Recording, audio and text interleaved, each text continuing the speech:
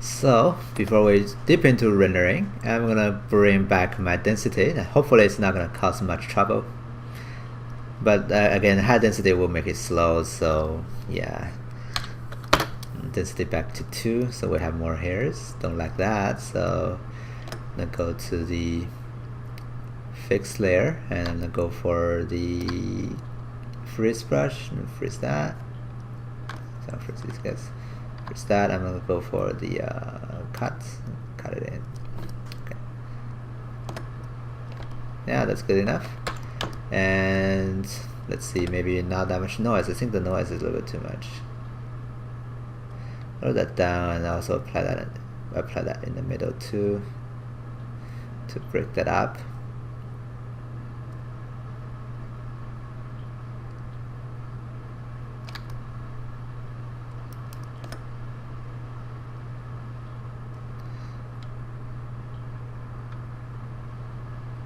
Maybe a little bit more here on this guy too.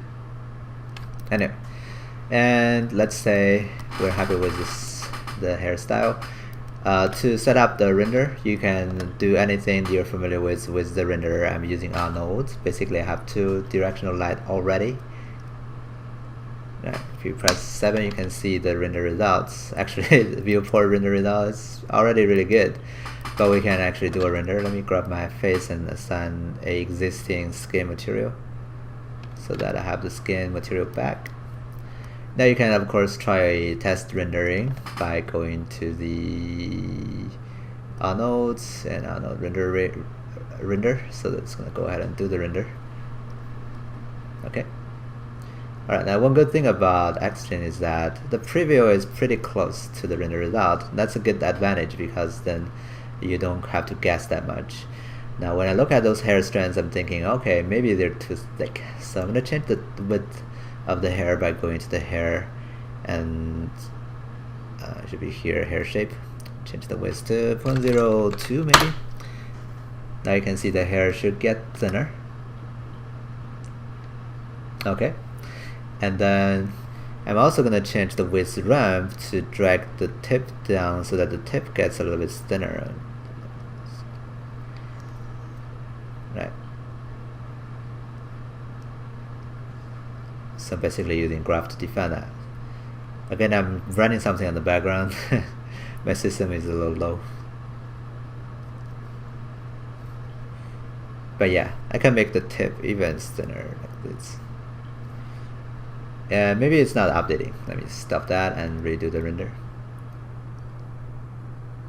Yeah, it's just not updating. Now when I look at it, I think maybe too thin. So let me close that. I can preview them here anyways. So make them back a little bit here, and the width. Oh, I'm changing the noise. I'm gonna change the hair width here. So make the width go back a little bit. The base can be actually a little bit thin, and then you go take that, so you have a good transition here. Just want them to be thinner at the very base. Cool. And let's see what else. Oh yeah, the color, of course. If you don't like the color, you can assign your own hair material on the hair. It's not that hard to do. All you have to do is go create that hair material. It can support V-Ray or Arnold. Again, I'm using Arnold, so let me go to Hypershade and then create a hair material. So drag that up and create a AI hair. Let me actually grab that in the Arnold. It's very easy to find. AI standard hair, right? And then I'm gonna grab the hair in the outliner, which is Xgen. Not there actually outliner. I don't have it here, so maybe not there, not there. Let me click there to open it. So grab the hair and the hair bond, those two things. Holding a right mouse button on the hair material you just created, just assign material to viewport selection. That's gonna assign the hair material. Now we're using a custom, or actually a hair material that is not from Xgen alone. Now it's a black hair, right? And now you can go ahead and change how the hair looks like by tweaking the material. Like you actually have a bunch of presets. in Arnold. Like, what if I wanted to be a red hair? Can of course replace that, and then do one more render. You can see now it's red hair. Okay. Now, of course, hair rendering is not cheap, so you have to wait for it to finish the rendering. Now, when I look at it, I think my hair is a little bit too thin, but there is actually a little trick to help you to really prevent the hair to get too thin. Let me stop the render. This is going to be underneath the Xgen here. Go grab the description. Let's go down, and there is a Arnold section. And you can check on the min pixel width. I'm going to change that to 1 pixel so that no matter how thin it is, it's going to be rendered at least 1 pixel size-wise. So that's going to prevent it from getting too thin.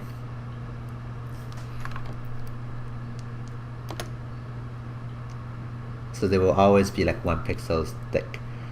Another thing maybe I should go ahead and improve is, you know, this overall thickness can be a little bit thicker, and also for the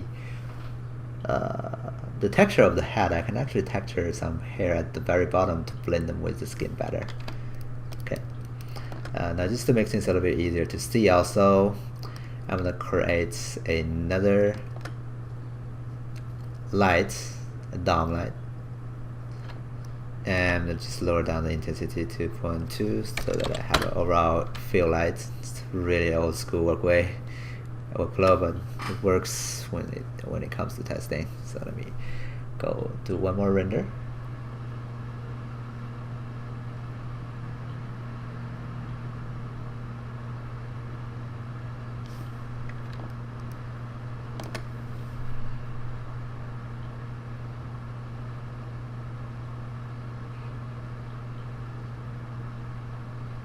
Maybe the reflection is too flat because of my environment is like that, so I probably will go ahead and take that.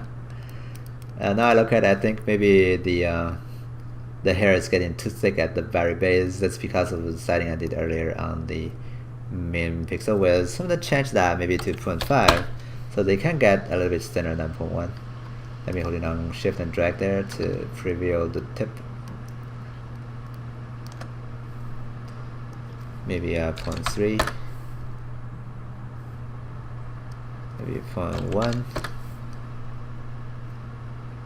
or I have to restart the render. Sometimes it doesn't really update. Now you can see they're getting thinner, so 0.1 is too small. 0.5 maybe. Redo the render. As you can see how this value is controlling the hair width. Alright, so lighting and rendering is a different thing that is not supposed to be related to the creation process of the hair, so I don't really want to spend a lot more time on this. Just want to show you the basic process of doing this, and it's up to you now to define like all those different attributes to, you know, manipulate the hair to get the desired result. My lighting is of course pretty flat, but you can still see that the hair is actually pretty good. Okay, yeah. So go ahead and play with your lighting and get a better result. I think the environment light is getting too dramatic. I probably need to give it actually a texture for that. Okay, go bring in a file, and then maybe go load in the file. Anyway, not that important. So yeah, let's actually stop this tutorial here now, and definitely spend more time on, you know, even more separate hair strands. You can create more stuff on the back. I can rotate. My system is rendering something else.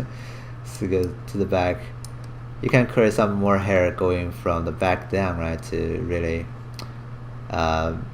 break this very edge up to get better result there too.